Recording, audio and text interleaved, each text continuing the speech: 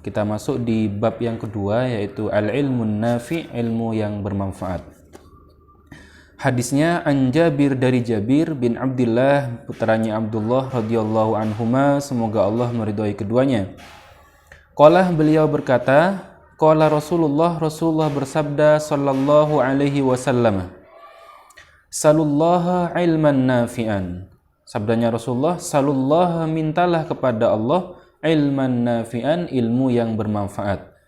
Wa ta'awwadhu, dan berlindunglah billahi, kepada Allah, min ilmin la yanfa'u, dari ilmu yang tidak bermanfaat. Jadi ini perintah Rasulullah agar kita sering berdoa ya, berdoa untuk minta ilmu yang bermanfaat dan berlindung dari ilmu yang tidak bermanfaat. Nah, di antara doa yang diajarkan Rasulullah, Allahumma inna nas'aluka ilman nafi'ah, ya Allah saya mohon kepadamu ilmu yang bermanfaat, wa amalan mutaqabbala, dan amal yang diterima, wa rizqan wasi'a, atau wa rizqan thayyiba, dan rezeki yang luas atau yang baik. Itu doa yang dibaca Rasulullah. Nah, doa yang berlindung ya, berlindung dari ilmu yang tidak bermanfaat, diantaranya adalah doa Allahumma inna na'udzubika, ya Allah kami berlindung kepadamu, min ilmin la yanfa', dari ilmu yang tidak bermanfaat, wa qalbin la yahsya', dan doa dan hati yang tidak usuk, wa du'a'il la yusma', dan doa yang tidak didengar. Nah, ini doa-doa yang diajarkan Rasulullah kepada kita. Jadi penting ya meminta ilmu yang bermanfaat. Rawahu Ibnu Majah, diriwayatkan oleh Imam Ibnu Majah. Wa an Jabir, dan dari Jabir bin Abdullah, dari putranya Abdullah radhiyallahu anhuma, qala, beliau berkata, qala Rasulullah bersabda sallallahu alaihi wasallam, al ilmu ilmani, ilmu itu ada dua macam. Ilmun fil qalbi, yang pertama adalah ilmu yang ada di dalam hati. Jadi yang pertama adalah ilmu yang ada di dalam hati. Fadzalikal ilmun nafi'. Nah, ilmu yang ada di dalam hati ini adalah ilmu yang bermanfaat. Wa ilmun alal lisani, dan yang kedua adalah ilmu yang hanya di lisan saja, tidak sampai ke hati. Jadi ilmu itu hanya sebatas ucapan saja, tidak dijiwai, tidak diamalkan. Fadzalika hujjatullahi ala ibni adamah, dan yang kedua ini adalah hujjatullah, adalah hujjahnya Allah ala ibni adamah, terhadap manusia. Jadi ilmu yang kedua ini bisa menjadi hujjah yang berbahaya terhadap orang Islam ya, karena nanti jadi dalil bahwa ilmu itu tidak bermanfaat dan menjadi tanggung jawab di akhirat nanti. Ma'anil mufradat, makna mufradat ya, hujjatun, hujjah itu artinya adalah ad-dalil wal burhan, dalil dan argumentasi ya. Syarhul hadithi, syarah hadis ya, keterangan hadis, penjelasan hadis. Wa qad ihtammal islamu bil ilmi ihtimaman kabiron. Islam itu sangat peduli, sangat care ya, sangat perhatian terhadap ilmu dengan perhatian yang sangat besar. Wadzalika min khilalid da'wati ila tafakkuri wan nadhri wat tadabburi wa i'malil aqli. Ini bisa dilihat dari dari ajakan Allah ya di dalam firman-firman-Nya untuk bertafakkur, untuk selalu berfikir. Allah banyak berfirman di ayatnya, afala tatafakkarun, tidakkah kalian mau berfikir? Wan nadhri, dan nazar ya, nazar itu sama ya, berfikir. Wat tadabburi, dan bertadabbur ya, tadabbur itu merenungi, menghayati. Wa i'malil aqli, dan menggunakan akal. Banyak ya di Al-Quran lafaz-lafaz afala tatafakkarun, afala ta'qilun, kemudian afala yanduru, awalam yanduru, dan juga banyak ya yang intinya itu Allah menganjurkan untuk berfikir, dan ini bagian dari proses mendapatkan ilmu ya, tafakkur, nazar, tadabbur, itu adalah bagian dari menggunakan akal untuk mencari ilmu. Wa fi dzalika, dan di dalam hal itu, yaqulul haqqu tabaraka wa ta'ala, sebagaimana firman Allah ya, awalam yatafakkaru ma bisahibikum min jinnah. Tidakkah mereka berfikir ya, ma bisahibukum, terhadap Nabi Muhammad ya, min jinnah, yang dianggap bahwa Nabi Muhammad itu tidak gila ya. Tidakkah mereka berpikir bahwa Nabi Muhammad itu bukan orang gila? In huwa illa nadhirum mubin. Nabi Muhammad itu tidaklah bukanlah Nabi Muhammad itu hanya sebagai nadhirum mubin, sebagai pemberi peringatan yang nyata ya, bukan orang gila. Awalam yanzuru fi malakutis samawati, tidakkah mereka melihat ya, merenungi fi malakutis samawati, di kerajaan langit, wal ardi dan bumi, wa ma khalaqallahu min syai'in, dan apa yang telah Allah ciptakan, wa an asa ayyakuna qad iqtaraba ajaluhum, dan sudah hampir dekat ya, dan sudah bisa jadi sudah dekat ajaluhum, waktunya mereka, waktu binasanya mereka. Fabi ayyi hadisin ba'dahu yu'minun, maka berita yang mana lagi ya, berita yang mana lagi yang bisa mereka percayai ya. Wa qad ja'alal islamu min tariqil ilmi tariqan ilal jannah, dan Islam telah menjadikan jalan mencari ilmu itu sebagai jalan menuju surga. Lihat ya, Islam bagaimana Islam memuliakan ilmu dan mensupport ya, memotivasi umatnya untuk selalu mencari ilmu dengan bahasa bahwa jalan ilmu itu adalah jalan menuju surga. Haitsu yaqulu Rasulullah sallallahu alaihi wasallam, di mana Rasulullah bersabda, man salaka tariqon, barang siapa yang menempuh sebuah jalan, ya batawi fihi ilman, yang dalam rangka mencari ilmu, yang dia mencari ilmu, maka sahalallahu lahu tariqan ilal jannah, maka Allah mudahkan jalan menuju surga. Jadi orang-orang yang mencari ilmu itu di dalam Islam, jaminannya adalah dimudahkan jalan menuju surga. Rawahu Tirmidzi, diriwayatkan oleh Imam At-Tirmidzi. Wa kama annahtimamal islama wa kama annahtimamal islami bil ilmi kabirun, sebagaimana perhatian Islam terhadap ilmu itu sangat besar ya. Ihtamma kadzalika bil ilmi alladhi yakunu sababan linajahi sahibihi fid daraini. Islam juga lebih peduli ya terhadap ilmu yang bisa menjadi sebab ya keberhasilan dan kesuksesan mereka di dunia dan akhirat. Jadi Islam tidak hanya peduli terhadap ilmu secara umum, bahkan Islam lebih peduli terhadap ilmu yang bisa membuat umatnya sukses dan bahagia tidak hanya di dunia bahkan di akhirat. Li'annahu, karena laisa kullu ilmin yahmilu li sahibihi fadlan wa ajran indallah, tidak semua ilmu bisa membawa pemiliknya, bisa menjadikan pemiliknya mendapatkan keutamaan dan pahala di sisi Allah ya. Jadi tidak semua ilmu yang bisa membawa pahala ya. Walakin hunaka ilmun yusabbihu su'ma wal khusra li sahibihi. Tapi di sana ada ilmu yang bisa menyebabkan pemiliknya itu rugi ya. Wal awwalu yusamma ilmun nafi. Nah, yang pertama itu yang ilmu bisa membuat sukses ya, bisa membuat sukses di dunia dan di akhirat, itu adalah ilmu yang bermanfaat. Tsumma tsani al ilmu ghairun nafi. Sedangkan yang kedua, ilmu yang justru membuat kerugian adalah termasuk ilmu yang tidak bermanfaat. Fayambawi, maka seharusnya litolibil ilmi, bagi para pelajar, ayya'rifa, hendaknya mengetahui hakikatul ilmi, hakikatnya ilmu an-nafi yang bermanfaat. Jadi seorang muslim itu harus tahu mana ilmu yang bermanfaat ya. Liyumayyizahuma athna'a talabihi al-ilmah, supaya bisa membedakan, oh ini yang ilmu yang bermanfaat, oh ini yang tidak bermanfaat ya. Hatta yasirah fi tariqin sahihin, agar tadi itu para orang muslim itu bisa berjalan di jalan yang benar. Muwafiqin bima salaka bihil ulama ussolihun, dan sesuai dengan jalannya para ulama yang solih ya. Wasyarhu sayati fima yali bi'aunillahi azza wajal, dan penjelasan panjangnya insyaallah nanti ya setelah ini. Baik, kita masuk selanjutnya, hakikatul ilmin nafi, hakikat ilmu yang bermanfaat. Jadi seperti apa sebenarnya ilmu yang bermanfaat itu? Qala sahibul hikam ya, berkata penulis kitab Al-Hikam yaitu Ibnu Athaillah As-Sakandari, wasfan anil ilmin nafi, mencontohkan ya, menggambarkan ilmu yang bermanfaat seperti apa.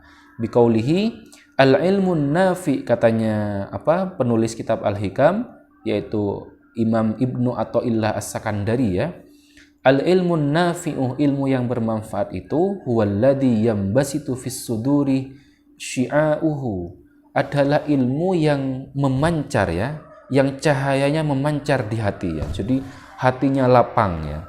Ilmu yang memancar di hati ya. Wa yakshifu anil qalbi kina'ahu ya. Wa yakshifu anil qalbi kina'uhu, dan bisa membuka ya penutup hati. Jadi hal-hal yang menutupi hati itu dibuka dengan ilmu itu dan memancarkan cahaya, itu ilmu yang bermanfaat. La'alla dhahiru hadhil hikmah, sekilas ya makna dari hikmah ini yuhimu ya, memberikan pemahaman sementara ya, anna fil ilmi bihaddi dzatihi ma huwa nafi'un wa ma huwa ghairu nafi'in. Perkataan beliau ini mengisyaratkan bahwa ilmu itu, hakikat ilmu itu ya, ada yang bermanfaat, ada yang tidak bermanfaat. Jadi kesannya begitu ya. Kesannya perkataan Ibnu Athaillah itu bahwa ilmu itu ada yang bermanfaat, ada yang tidak bermanfaat. Walakinnal haqqo laisa kadzalik. Tetapi yang benar itu tidak begitu.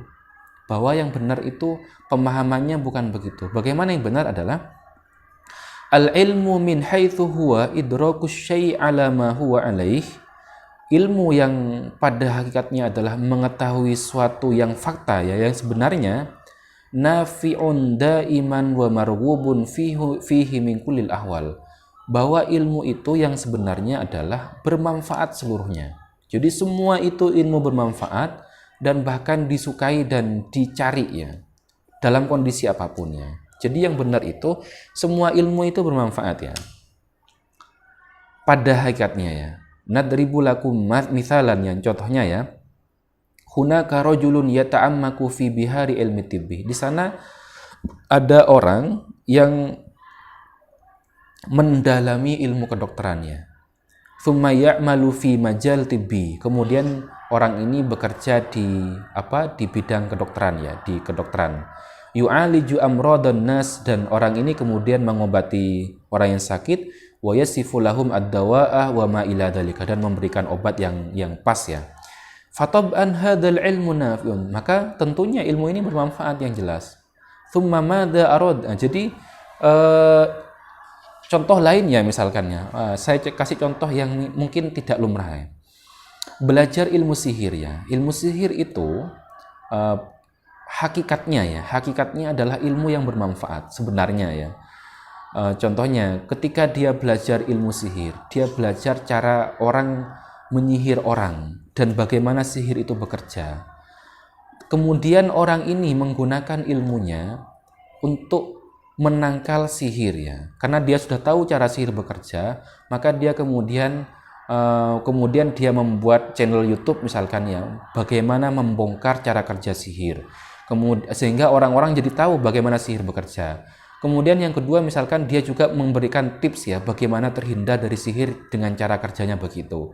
Maka ilmu ini bermanfaat. Kenapa? Karena dia gunakan untuk kebaikannya. Jadi hakikat ilmu itu sebenarnya manfaat semuanya ya. Nah, kemudian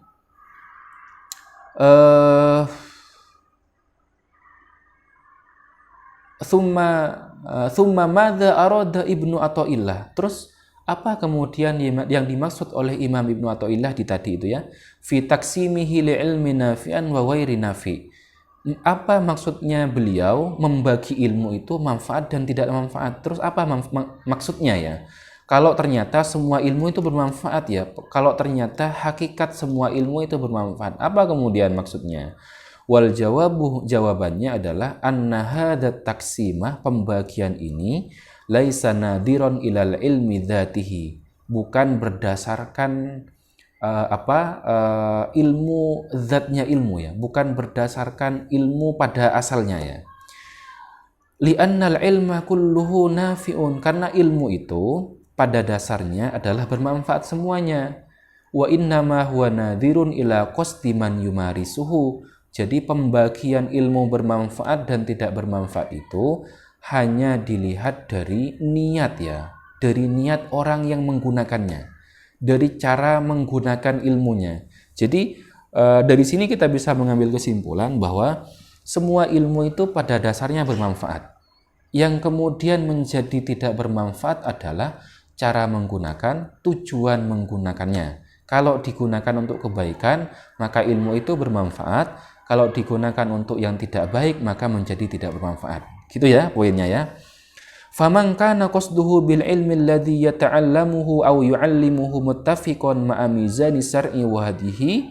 Kalau orang yang belajar ilmu itu tujuannya adalah sesuai dengan syariat ya, kita belajar misalkan ya, belajar ilmu hacking ya misalkan ya, untuk membentengi situs-situs Islam atau untuk merusak situs-situs yang tidak baik ya, yang melanggar norma misalkan ya.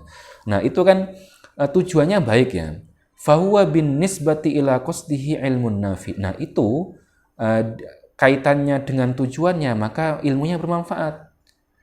Mangkana qasduhu bihi mukhalifan limizani syar'i wa hadihi fahuwa bin nisbati ila qasdihi ilmun ghairu nafi. Nah, kalau tujuannya bertentangan dengan syariat ya, seperti belajar misalkan ya, belajar ilmu kedokteran misalkan ya. Tadi kan baik sebenarnya, belajar ilmu kedokteran. Ternyata dipakai untuk misalkan ya, ilmu pengobatan ya. Dia belajar ilmu pengobatan.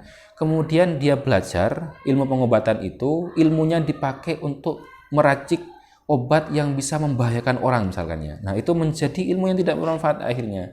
Kenapa? Karena prakteknya digunakan untuk hal yang berbahaya.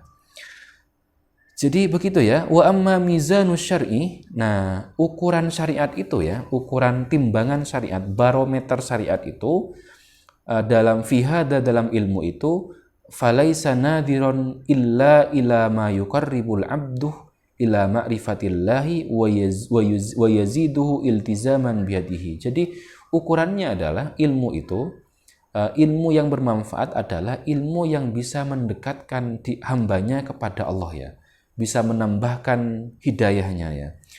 Au yahjibuhu an ma'rifatillah. Apakah ilmu itu bisa mendekatkan atau bahkan menjauhkan ya.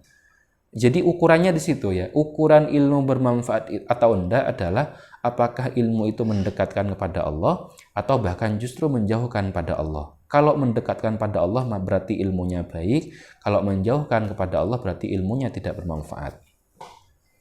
Alawatan ala dzalika, tambahannya ya, huwal ilmu alladhi yuqarribuka minallah wa yaksifu anka al-hijab ya, alladhi yansaka anillah walau ta'ammaqat fi ayyi ulumin kanat ya. Jadi ilmu yang bermanfaat itu adalah ilmu yang bisa mendekatkan kepada Allah dan menghilangkan penutup ya, penghalang mengenal Allah ya. Jadi apapun ilmu itu yang bisa mendekatkan kepada Allah, maka itu namanya ilmu yang bermanfaat. Kullama lam yazidka ilmuka khasyatan lillah fahada laisa yusamma ilman nafi'an walau wassat fi bihari ilmiddin mithlal fiqhi wal hadis wat tafsir. Nah, apapun ilmu yang tidak mendekatkan kepada Allah, maka namanya bukan ilmu yang bermanfaat, meskipun ilmu itu berupa ilmu fikih, ilmu hadis maupun ilmu tafsir. Nah, sudah ketemu ya kesimpulannya ya. Jadi ukuran ilmu yang bermanfaat atau yang enggak itu adalah apakah ilmu itu mendekatkan kepada Allah atau enggak. Kalau mendekatkan maka berarti ilmu yang bermanfaat, kalau menjauhkan kepada Allah maka berarti ilmu yang tidak bermanfaat. Kama qala Ibnu Athaillah, sebagaimana yang dikatakan oleh Imam Ibnu Athaillah, khairul ilmi makanat al khasyatu ma'ahu. Jadi sebaik-baiknya ilmu, kata beliau, adalah ilmu yang bisa menciptakan rasa takut ya kepada Allah. Ilmu yang bisa menumbuhkan ketakutan pada Allah, rasa takut pada Allah, maka itu ilmu yang terbaik. Wa kama qala sallallahu alaihi wasallam, dan sebagaimana sabdanya Rasulullah, man isdada ilman wa lam yasdad hudan lam yasdad minallahi illa bu'da. Barang siapa yang ilmunya bertambah tetapi hidayahnya tidak bertambah, maka dia tidak bertambah kecuali semakin jauh pada Allah. Jadi orang yang ilmunya nambah tapi hidayahnya tidak nambah, maka dia justru semakin jauh dari Allah ya. Wa kama wasafahul Qur'anu liman yusamma bil alim. Dan sebagaimana firman-Nya Allah ya untuk orang-orang yang disebut dengan orang yang berilmu. Innama yahsyallaha min ibadihil ulama'u ya. Jadi yang takut kepada Allah itu hanya para ulama. Jadi orang yang berilmu itu membuat dia takut pada Allah. Baik, lanjutnya wa minal mu'sif ya, jiddan ya, mohon maaf ya, di zaman sekarang ini annana naro at-tanaquduh. Kita melihat banyak kontradiksi ya. Fi jami'atinal islamiyah, di kampus-kampus Islam ya. At-tullab yata'allamuna ulumaddin wa ba'duhum qad sabaqahum at-ta'allum fil ma'ahid ad-diniyah. Para mahasiswa itu mereka padahal belajar agama ya. Bahkan banyak di antara mereka yang latar belakangnya adalah pondok pesantren misalkan ya. Jadi mereka tahu ilmu yang halal yang haram ya. Walakin aktsaruhum waqa'u fil haramil ladzi qad arafu. Tetapi kenyataannya mereka banyak melakukan hal yang haram ya, padahal mereka tahu itu haram. Alaisa hadza ilman ghairu nafi'in. Nah, bukankah ini yang dimaksud dengan ilmu yang tidak bermanfaat, katanya beliau. Contohnya ya, na'tikum bil mithal, contohnya ya. Al-musahabah bainal fatayat wasyabab al-muharramah bid-darurah. Apa hubungannya, hubungan dekat ya antara laki-laki dan perempuan. Ini kan haram. Pacaran ya, pacaran, kasarannya pacarannya. Ama ya'lamuna annal musahabata allati yatawalladu minha massul ajnabiyyah. Tidakkah mereka tahu, bukankah mereka sudah tahu bahwa pacaran itu bisa memunculkan satu pegangannya, wa qublatuha, bahkan naudzubillah ciuman, bal wa hatta waqa'u fi zina, bahkan naudzubillah sampai terjatuh ke dalam zina. Haramun, mereka tahu itu haram. Tetapi mereka melakukannya misalkan ya. Alaisa hadza ilmun ghairu nafi, bukankah ini yang dimaksud dengan ilmu yang tidak bermanfaat? Idzan aina ilmukum ya syabab. Idzan kalau begitu, di mana letak ilmumu wahai para pemuda ya. Jadi begitu ya contohnya ya. Laqad shahha qaulu Abil Faraj Ibnul Jauzi ya. Apa yang dikatakan oleh Ibnul Jauzi ya, Ibnul Jauzi ya. Benar ya, fil farqi baina dzambil alim wal jahil. Ada perbedaan antara dosanya orang yang berilmu dengan dosanya orang yang bodoh ya. Kenapa berbeda? Beliau berkata, ra'aitu jama'atan minal ulama yatafassahuna wa yadhunnuna annal ilma yadfa'u anhum wa ma yadaruna annal ilma khosamahum wa annahu yufaru lil jahil sab'una dzamban qabla ayyufaru lil alimi dzambun. Mereka orang berilmu itu kadang mengentengkan ya. Orang berilmu itu kadang mengentengkan dan meringankan sebuah dosa ya. Padahal ilmunya itu bisa menjadi apa? Ilmunya bisa menjadi musuh ya nanti di akhirat. Bahkan mereka tidak tahu bahwa orang yang bodoh itu dosanya diampuni 70 dosa ya. 70 dosa diampuni qabla ayyufara lil alimi dzambun, sebelum satu dosa ya, sebelum satu dosanya orang yang berilmu diampuni. Artinya satu dosanya orang yang berilmu itu lebih berat dibanding 70 dosanya orang yang bodoh ya. Kenapa? Li'annal jahil lam yata'arrad bil haqqi wal alim lam yata'addab ma'ahu. Karena orang bodoh itu tidak tahu mana yang benar, mana yang salah. Jadi dia berbuat dosa karena tidak tahu. Sedangkan orang alim, dia tahu tapi tidak beradab dengan apa yang dia tahu. Dia tidak punya akhlak dengan ilmunya akhirnya. Maka ihdharu minal adab al-mudha'af ya syabab. Maka hati-hati dari dosa yang berlipat ya. Artinya dosanya orang yang berilmu tetapi dia melanggar ilmunya ya.